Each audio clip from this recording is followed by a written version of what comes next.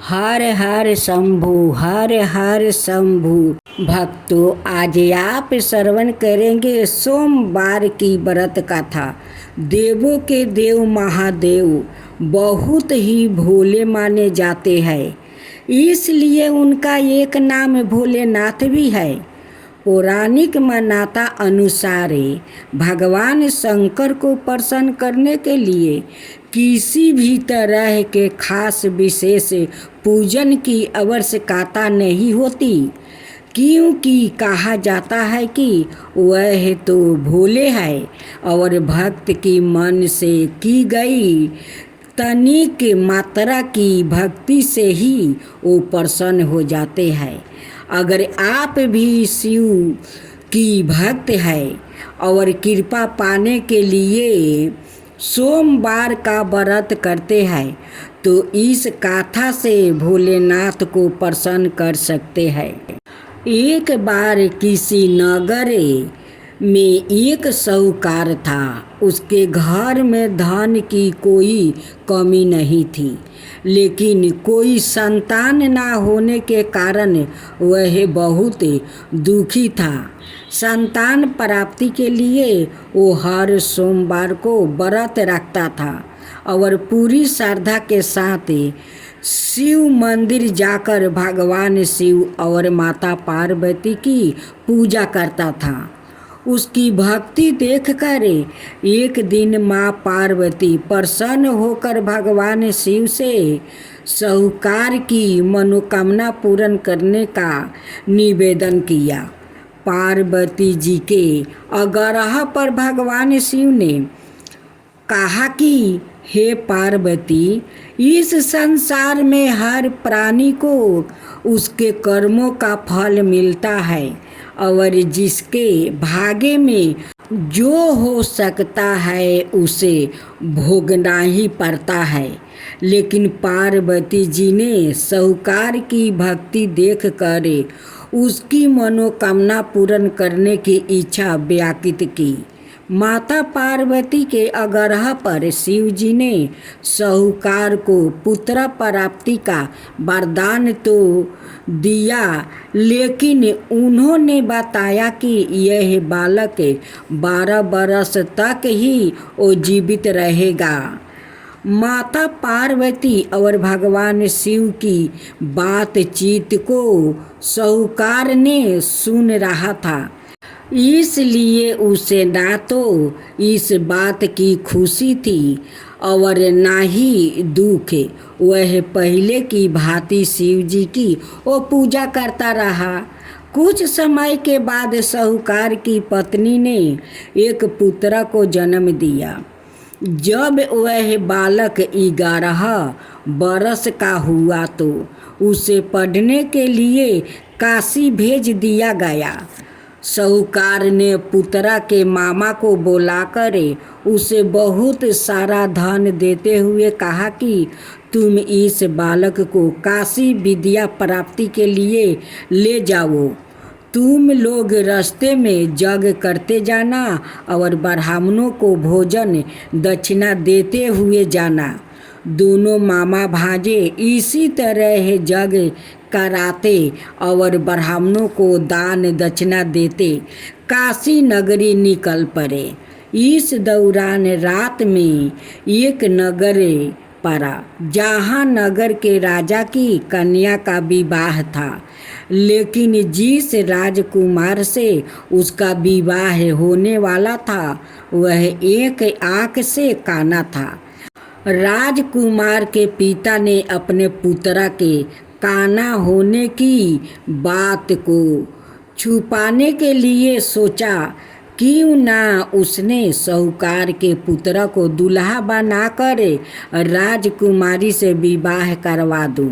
विवाह के बाद इसको धन देकर विदा कर दूंगा और राजकुमारी को अपने नगर ले जाऊंगा। लड़के को दूल्हा के वस्त्र पहनाकर राजकुमारी से विवाह करवा दिया गया। साहूकार का पुत्र ईमानदार था, उसे यह बात सही नहीं लगी, इसलिए उसने अवसर पाकर राजकुमारी के दुपट्टे पर लिख दिया कि तुम्हारा विवाह तो मेरे साथ हुआ है, लेकिन जिस राजकुमार के संगे तुम्हें भेजा जाएगा वह एक आँख से काना है। मैं तो काशी पढ़ने जा रहा था, जब राजकुमारी ने चुंदरी पर लिखी बातें पढ़ी तो उसने अपने माता पिता को यह बात बताई। राजा ने अपनी पुत्री को विदा नहीं किया, फिर बारात वापस चली गई। दूसरी ओर साहूकार का लड़का और उसका मामा काशी पहुंच गया और वहां जाकर उन्होंने यज्ञ किया। जिस दिन लड़का 12 साल का हुआ उस दिन भी यज्ञ का आयोजन था। लड़के ने अपने मामा से कहा कि मेरी तबीयत कुछ ठीक नहीं है। मामा ने कहा कि तुम अंदर जाकर आराम कर लो। शिव जी के वरदान अनुसार कुछ ही देर में उस बालक के प्राण निकल गया। मृत्यु भांजे को देखकर उसके मामा ने विलाप करना शुरू किया। संजोगवश उसी समय शिव जी और माता पार्वती उधर जा रहे थे, नंदी पर सवार थे। पार्वती माता ने भोलेनाथ से कहा, स्वामी मुझे इसके रोने के सवार सहन नहीं हो रहा है, आप इस व्याकुल के कष्ट को अबर से दूर कर दीजिए। जब शिव पार्वती नंदी से उतरकर मृत्यु बालक के समीप गया तो वह बोले कि यह उसी साहूकार का पुत्र है जिसे मैंने 12 बरस की आयु का वरदान दिया था। अब इसकी आयु पूरी हो चुकी है, लेकिन मृत्यु भाव से विभोर माता पार्वती ने कहा कि हे महादेव, आप इस बालक को और आयु देने की कृपा करें। अनाथ इसके वियोग में इसके माता पिता भी तड़प तड़प कर मर जाएंगे। माता पार्वती के पूर्ण आग्रह पर भगवान शिव ने उस लड़के को जीवित होने का वरदान दे दिया। शिव जी की कृपा से वह लड़का जीवित तो हो गया। शिक्षा पूरी करके लड़का मामा के साथ अपने नगर की ओर वापस चल दिया। दोनों चलते हुए उसी नगर में जाकर पहुंचा जहां उसका विवाह हुआ था। उस नगर में भी उन्होंने यज्ञ का आयोजन किया। उस लड़के के ससुराल ने उसे पहचान लिया और महल में ले जाकर उसकी खातिरदारी की और अपनी पुत्री को विदा किया।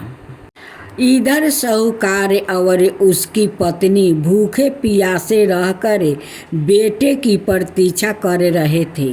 उन्होंने प्रण कर रखा था कि यदि उन्हें अपने बेटे की मृत्यु का समाचार मिला तो वह भी प्राण त्याग देंगे, परंतु अपने बेटे के जीवित होने का समाचार पाकर वह बेहद प्रसन्न हुआ। उसी रात भगवान शिव ने साहूकार के सपने में आकर कहा, हे साहूकार, मैंने तेरे सोमवार के व्रत करने और व्रत कथा सुनने से प्रसन्न होकर तेरे पुत्र को आयु वरदान की है।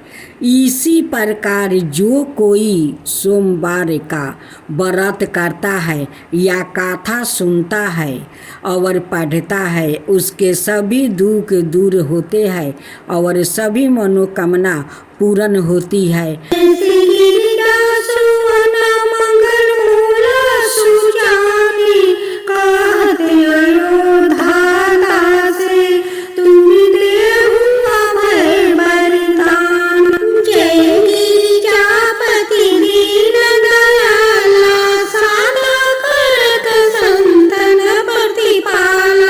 भारी चंद्रमा सोहत नीका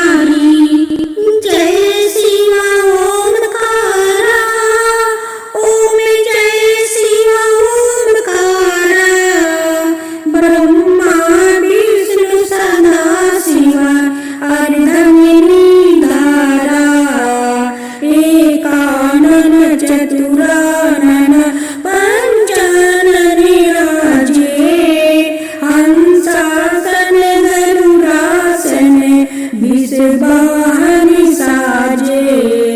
दो भुज चार चतुर्भुज दस भुज अति सोहे। त्रिगुण रूप निरखता त्रिभुवन जनि मोहे। ओम जय शिव ओमकारा अक्षर माला वर्णमाला रुद्रमाला धारी। चंदन विगमद सोहे भाले शिशिधारी। ओम जय शिव ओमकारा श्वेतांबर पीतांबर बागंबरी अंगे। सनकादिक गरुणादिके भूतादिक संगे। करिके मध्यम कमंडलु चक्र त्रिशूल धरिता। जगि करता जगि भरता जगि संहारि करता। ओम जय शिव ओमकारा ब्रह्मा विष्णु सदा शिव जानत अविवेका। प्राण वचन में मध्य में यहे तीनों एका। काशी में विश्वनाथ विराजते नंद ब्रह्मचारी। नित उठी भोग लगावते महिमायति भारी। ओम जय शिव ओमकारा तिरगुण शिव जी के आरती जो कोई नरि गावे। शिव जो कोई नरि गावे। कहत शिवानंद स्वामी मन भजत शिवानंद स्वामी। मन वांछित फल पावे। ओम जय शिव ओमकारा। ओम